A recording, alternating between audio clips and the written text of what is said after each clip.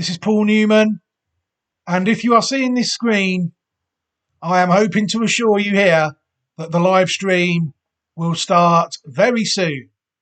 Hello, everybody, and welcome back. Thank you very much for dropping by and watching the video. It is very much appreciated. Thank you very much also for subscribing and supporting the channels on YouTube and Twitch, as you are doing as well. It is very much appreciated. Right, we're coming towards the end of May now, and this weekend it's the 24th now, the day before the pre-Hockart, which is always a very informative race in Longchamp regarding the 3-year-old middle distance races. I think there's a fillies race as well, the pre-Finland, and then it's also the first 2-year-old English pattern race. Oh no, the National Stakes. There was in the evening as well. There was one at York. This is the other week, and also the return of last year's Derby winner at Sandown. So quite an interesting evening's racing tomorrow to lead us up nicely to the Irish Guineas at the Curragh at the weekend, where the final declarations have been announced, and I've had a little sneaky look through the 23 runners across the two races. The Colts look tricky this year. You know, there doesn't seem to be an outstanding candidate from Ballydoyle this year so far, unless they've been running the wrong ones. And in the fillies, we had a terrific ding-dong battle at Newmarket with Morge and Tahira, and hopefully the Aga Khan filly will be able to take her place in the lineup. But we've taken a look at the fillies race, and there's a couple of other nice fillies in there, as you would expect, for a Group 1 Classic for 3-year-olds over a mile. So I'm going to take a look at one now. But before we do that, I must steer you all to classicwatch2023.ml.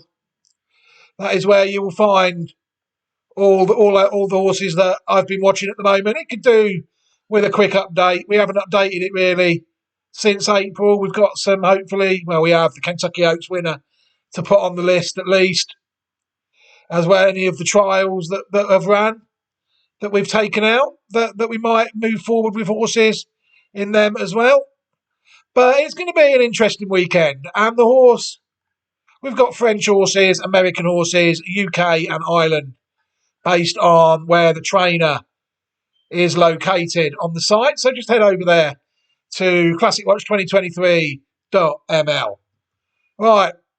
The horse I'm going to take a look at now has actually been supplemented for the race. Supplemented for the 1,000 guineas. You'll see that a common thread through these videos have been on, this is arguably the last fairly sized 3-year-old crop of the legendary stallion Galileo, who suddenly died. So we were trying really to get the great boy out with a classic winner that was bred well enough to us to follow on the dam side. We don't follow half horses here. Jackie O is the name of the horse.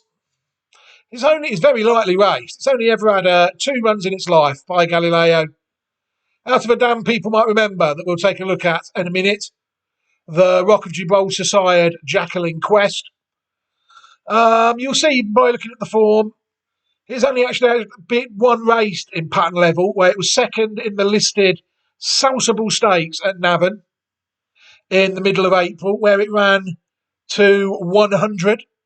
But the race we're going to look at is the race in March at Naas, where Jackie O broke her maiden tag again on heavy ground, where she ran to a mark of 94. So she didn't really improve that much from her first to her second run, but it is steady improvement nonetheless. And for a yard that some of the runners are known for needing the run, if this one needed the run and still managed to improve, then there could be plenty more to come in the tank for this horse. You will see that Jackie O is actually from family 1H.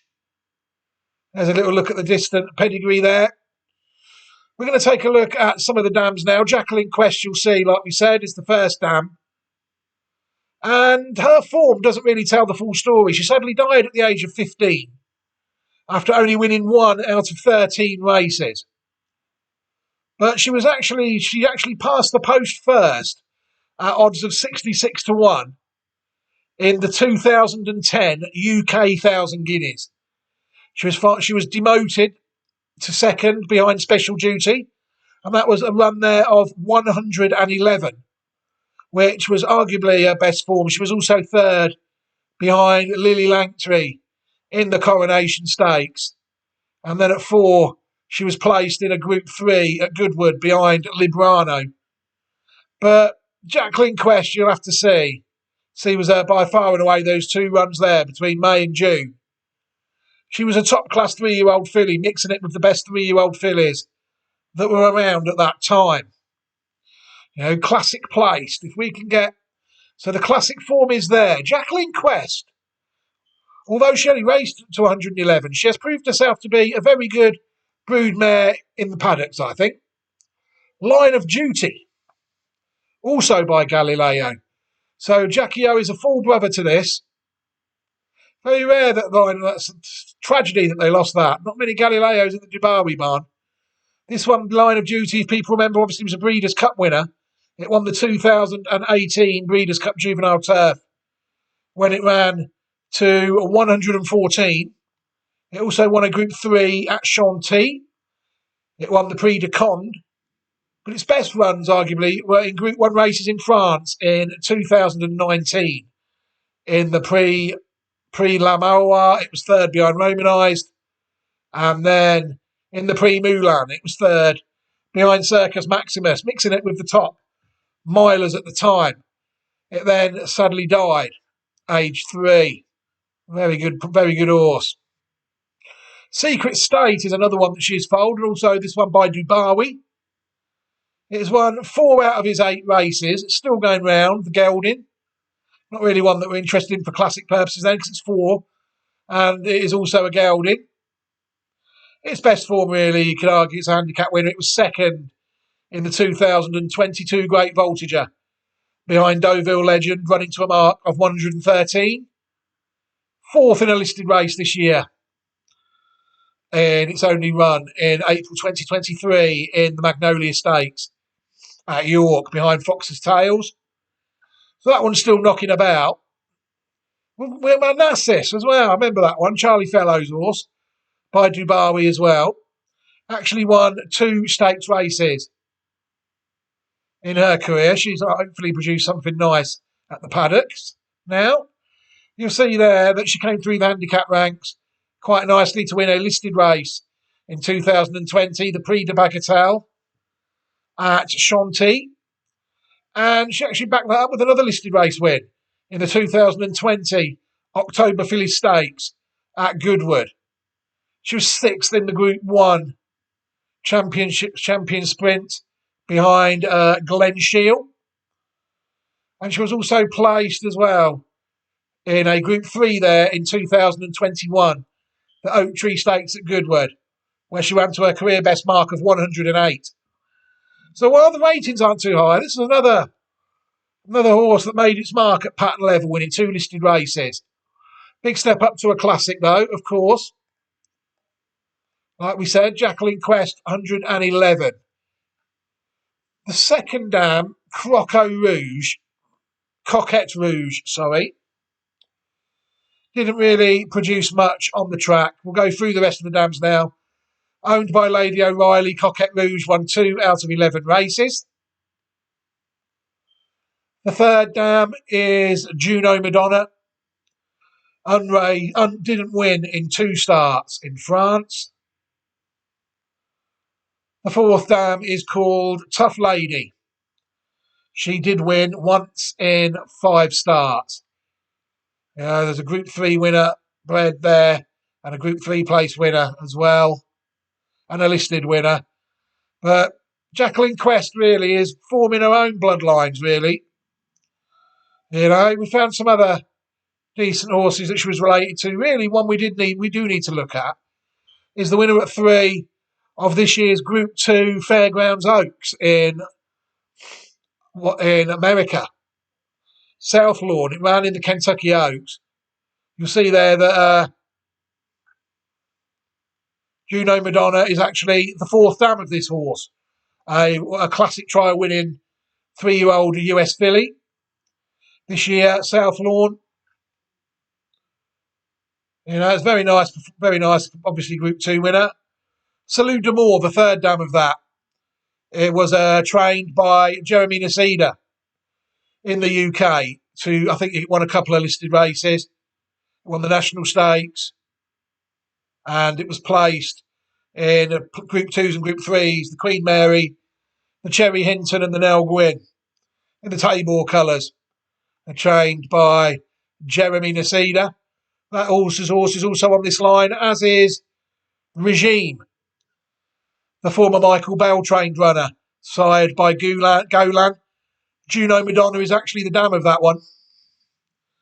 It won a classic trial as well, the 2007 classic trial at Sandown. But the Racing Post will tell you that its best run when it was third in a Grade 3 at Newbury of 115 in the St Simon Stakes. It's placed in many a Group 2, really. After winning that Group 3, it was placed also in the Pre-Eugene Adama Group 2 race there. Placed in many Group 3s, as well as winning one. And then it ended his career with a couple of runs in Sweden, where it ran quite well. It actually went, no, that's with Wally Sweden, yes. But it didn't run as well as it did. So it's solid around 112 to around 115 plate rated horse. Regime. So really, what we have here on 1H, you'll see that we had to go all the way back to Navetta and Lametta, the 5th and the 6th dams, to get where we wanted to be on the legacy side. There's not really much we can recommend it, really. If we go back a dam, we're at Hungarian Derby winners and a Scandinavian, couple of Swedish and Danish classic winners there. In 2005, a horse called York Street would be about what we've got. But this really, sometimes you just have to trust the connections, and they've decided to supplement this filly. You know, so I think it is well within scope, really, to include it in any selection should it decide to line up on the day. Hopefully, the horse won't have any late setbacks at this time. They have supplemented the horse, so even though you know there is still time for things to go wrong, chances are that this horse will run, and this horse will find itself on ClassicWatch2023.ml when it is confirmed to run the day before the race. So, if it's good enough for these billionaire horse breeders to supplement this filly in a Group 1 Classic, there would easily be enough, like going through Line of Duty, the full brother of this one, Breeders' Cup winner, and Moulin, and the other Group 1 race in France I always forget the name of. There's more than enough in there to suggest that in what looks a good opportunity for one of the Aga Khan fillies, who with proven classic form and Group 1 winning form in Tahira, they need other people. Other horses are more than willing to take their chance, and this is definitely one of them.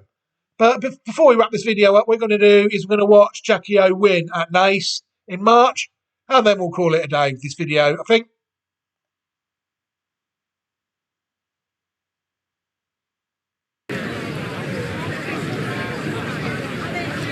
Ten runners lined up.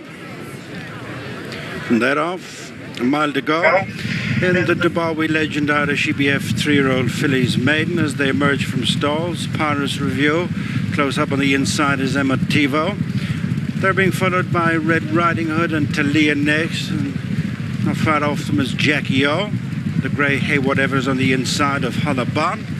Emma Tivo strides on in front by a length and a half to 2 lengths over Red Riding Hood, the purple and white, and third is Paris Review, then Talia on the inside just in 4th place from Madian's Gal and Jackie O, Hey Whatever. Then the stable companions Hollabon, and alongside is Parish Star. Point to Prove, pushed along in last place. Less than 5 furlongs to go, nicely spaced out. The leader is Emma Tivo and Billy Lee by 2 lengths, tracked by the favourite Red Riding Hood and Ryan Moore. And third is Paris Review and Shane Foley. So they come up to the halfway stage. After the leading 3, it's Talia on the inside of Jackie O. They're followed for the approach to the straight by Madian's Gal. Emativo upholds a lead of a length and a half over Red Riding Hood in second, and third is Paris Review, then Jackie O and Talia next, with Parish Star and Hullabon on the inside. Dropping back is Madian's Gal, then Hey Whatever, and struggling his point to prove with less than 3 furlongs to go. Emotivo in front from Red Riding Hood, now being called on for an effort. On the outside, beginning a run, is Jackie O. These three abreast.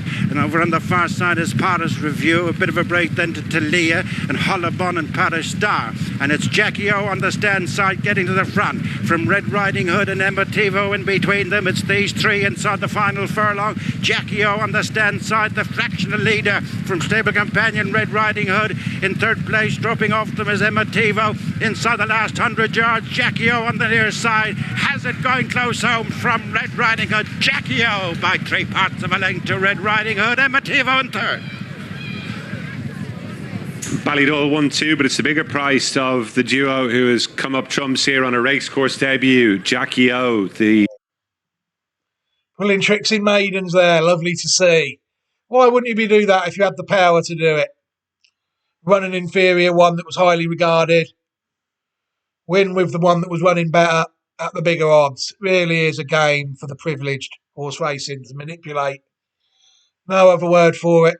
But a good performance from Jackie O. I thought the filly loomed up quite well with around 2 furlongs to go. Obviously not really much of a turn of foot there. But they've supplemented the filly, and only on its third start to run in a classic, supplemented. It was obviously fancied in the Saltable Stakes when it was beaten at the 11-10 favourite. That was brilliant. After winning, so then they reversed the roles, you see, in the next race. In 2023, this one goes off the shorty and it gets beat. What can you do? Absolutely brutal. But this is a nice horse, nice filly out of a classic placed dam that passed the post first. Full brother, full sister to Breeders' Cup winner, dual Group 1, French placed miler. You know, very nice, immediate pedigree. Obviously, we'd prefer a bit more further back in history, but beggars can't be choosers at this stage of the season. What I will do before we wrap this video up is I will leave a couple of steers at the end of the video leading to the list of all the Classic Watch 2023 possibles in a playlist, and I'll also give those who've watched this video and who haven't subscribed yet an opportunity to do so. But for now, I'll leave the video there. Thank you very much for taking the time to watch the video. It is very much appreciated. Have a fantastic week and take care, everybody. Goodbye.